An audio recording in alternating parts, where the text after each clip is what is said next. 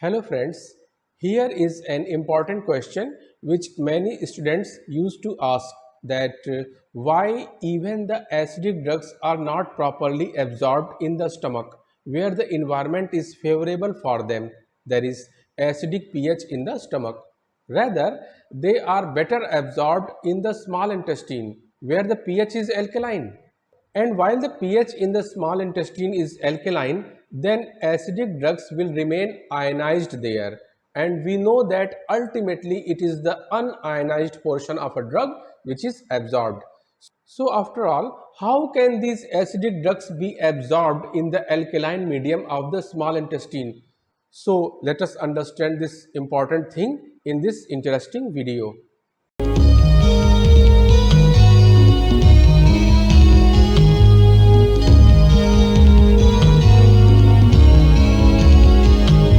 So friends, actually there are certain limitations in the stomach which hinder the proper absorption process. For example, number one, limited surface area in the stomach. The stomach has a relatively smaller surface area compared to the small intestine, which limits the overall absorption of the drugs, including acidic drugs like aspirin. Number two, short gastric transit time. Drugs don't remain in the stomach for an extended period. They quickly pass into small intestine where the absorption is more efficient due to a larger surface area and the presence of villi and microvilli in the small intestine. Number three, gastric mucosal barrier. Yes, the stomach has a mucosal layer that protects it from corrosive gastric acid.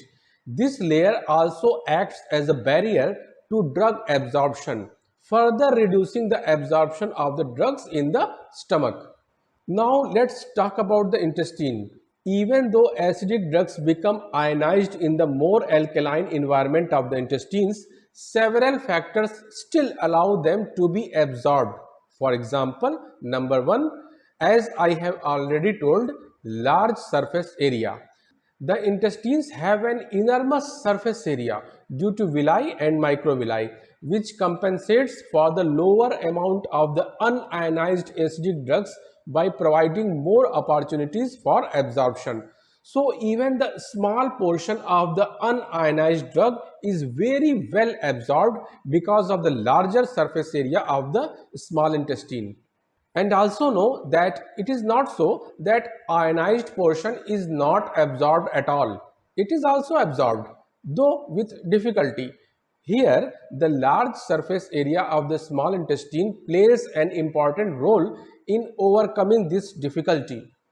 Number two, ion trapping. Once the acidic drugs cross into the bloodstream, which has a lower pH compared to the intestine, the drugs become ionized and trapped there, preventing them from diffusing back into the intestines, thus promoting the absorption of these acidic drugs.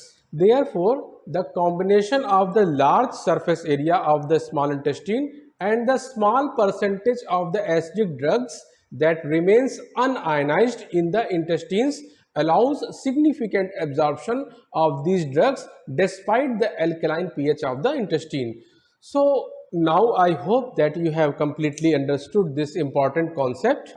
If you are having any query, any confusion from any chapter or any topic, you can write it down in the comment section, or for this purpose, I have also provided my email ID in the description box. So soon I will be back with the next interesting video. Stay connected and thanks.